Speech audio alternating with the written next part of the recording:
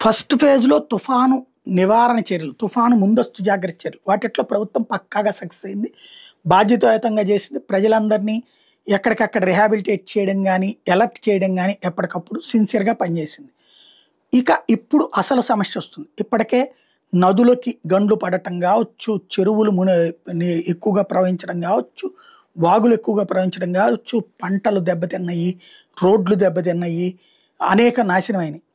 చెట్లు పడి ఉన్నటువంటి వాటిని తొలగించడం, విద్యుత్ స్తంభాల పునరుద్ధరణ ఇట్లాంటి సెకండ్ ఫేజ్‌లో కూడా ప్రభుత్వం సక్సెస్ అయింది. ఇప్పుడు అసలు పరీక్ష మొత్తం ఈ ఎంత మునుపుకు గురైంది, ఎంత నష్టం జరిగింది అనడం ఒక ఎత్తు తేల్చడం, వాళ్ళకి పరిహారాలు ఇవ్వటం, అట్లాగే వేగవంతంగా పోయిన రోడ్లు వేయటం, అలాగే రైతులని ఆదుకోవటం. ఇది ప్రభుత్వం ముందున్న ప్రధానమైనటువంటి కర్తవ్యం. సిన్సియర్‌గా, సీరియస్‌గా, స్పీడ్‌గా ఈజ్ ఆఫ్ డూయింగ్ బిజినెస్ కాదు, స్పీడ్ ఆఫ్ డూయింగ్ బిజినెస్ అనేది వ్యాపారాల్లో కాదు. ఎందుకంటే వాళ్ళు చూసుకుంటారు వ్యాపారాలు. మనం జస్ట్ ప్రోత్సాహకాలు ఇస్తే సరిపోతుంది. ఇక్కడ స్పీడ్ ఆఫ్ హెల్ప్ ఉండాలి. ఇక్కడ స్పీడ్ ఆఫ్ సేవింగ్ ఉండాలి.